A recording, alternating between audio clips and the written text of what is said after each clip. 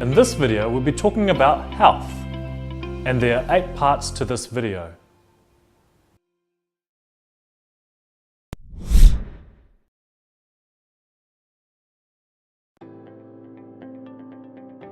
Preventing getting sick means a lot of basic things. Getting enough sleep, getting good food such as fruit and veggies, exercising, getting fresh air and sunshine, keeping a distance from workmates and kids who are sick. Get a flu shot. Don't bite your fingernails, there's a lot of bacteria under them. Become very hygienic with your hand washing, especially after using the bathroom and before eating. If you're feeling sick, try to take time off work as your body needs to rest. This may be hard if you're already out of sick days and you may need the money. If your symptom gets worse, see a GP. Drink a lot of fluids, not beer or alcohol.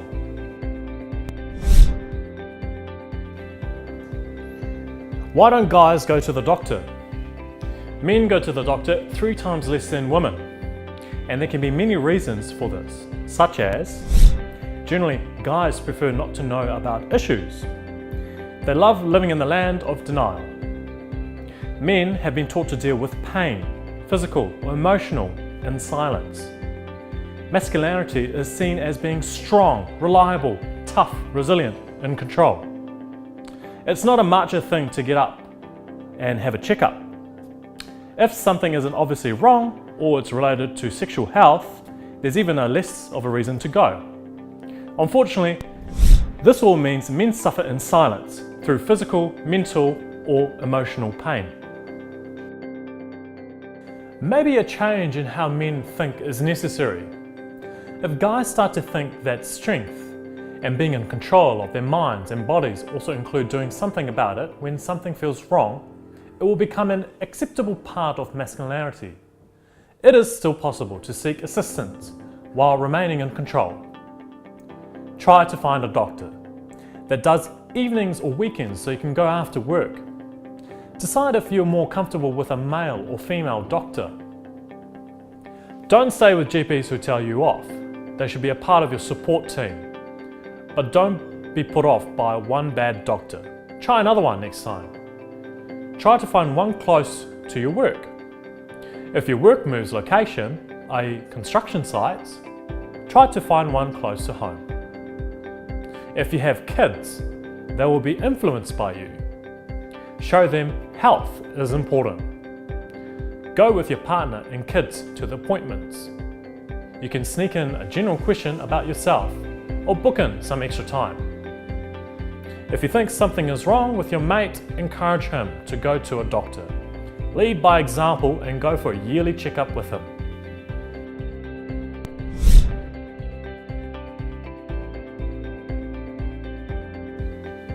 There are a number of items that men need to be aware of when it comes to their health, especially mental health. The term mental health and mental illness are often thought of meaning the same thing.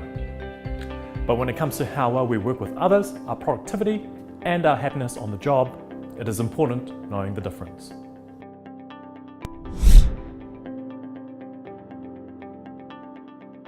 Mental illness is a disease or condition that influences the way a person thinks, feels, behaves, or relates to others. Mental illness has a wide range of disorders that affects your mood, thinking, and behavior. Some examples are depression, anxiety disorders, bipolar disorders, schizophrenia, eating disorders, PTSD, and addictive behaviors. We all experience ups and downs in our mental health. At times we may feel really down and low. Other times we may feel happy and balanced. Mental illness is when ongoing signs and symptoms cause frequent stress and affect your ability to function.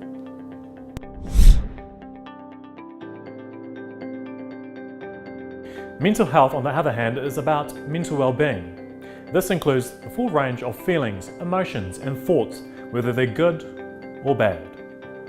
Mental health refers to our level of happiness, fulfillment, and joy. It's also about how we feel about ourselves, how well we manage problems, overcoming difficulties, and stressful events.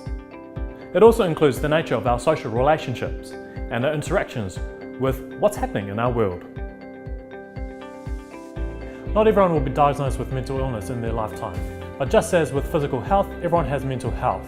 And just like physical health, how mentally healthy we are has a lot to do with how we manage our day-to-day activities, including how well we do our jobs. Many people think of mental health and mental illness in the same way, so we're often unaware of the impact of poor mental health on our lives. While physical illness is common and understandable, mental health is often ignored. Someone who feels unwell or sick may not have a serious illness, but it still affects their job performance. It may require seeing a doctor for antibiotics or simply just taking an aspirin. Whatever the case, we accept what a physical illness often makes it hard to perform at our best.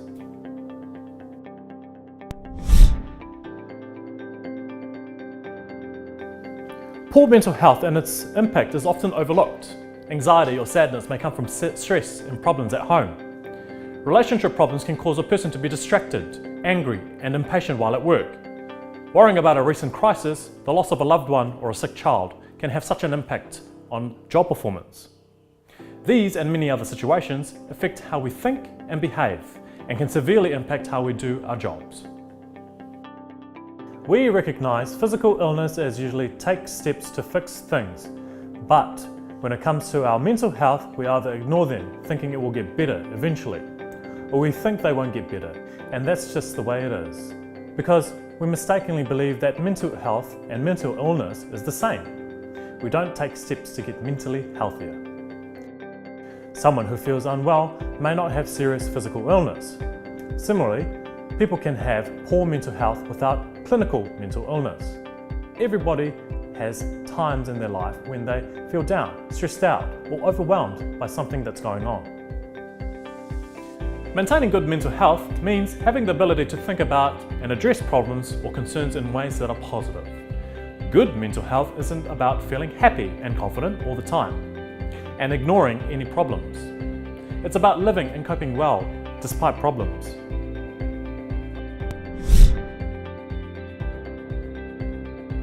The hard part for many people when addressing a mental health problem is to accept that getting help to improve their mental health often looks the same as the steps we take for mental illness.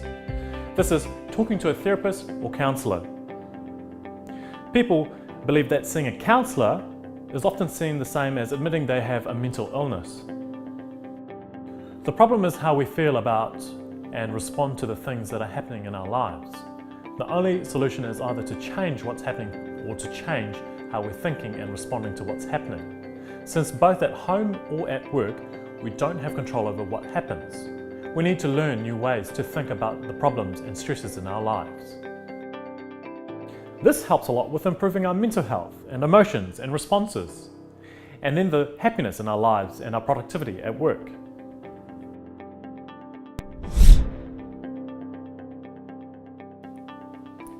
Professional therapists do more than just treat mental illness. They can also show people new ways of thinking that can help communicate in both personal and work relationships. They can teach mindfulness, which is a way to remain in the moment and be focused on what's positive right now. They can also show ways of understanding how our thought affects our behaviour, including our emotional responses. This means our actions and reactions are more productive. All of these and other techniques can improve our mood, focus, sleep, and how we manage and solve problems. Learning how to think differently can make us happier. Improving mental health means accepting that. Like with physical health, mental health professionals can help us to get better by providing tools that we wouldn't know about on our own. For physical health, the tools are often medications and physical therapies. For mental health, the tools are therapies and techniques that help us to think and respond differently to certain situations and feelings. Anyone can learn new techniques and apply these tools to improve how they think, feel, and react to stresses in life. For most people, the barriers to feeling better is to first admit mental health could improve, and then being willing to ask for help.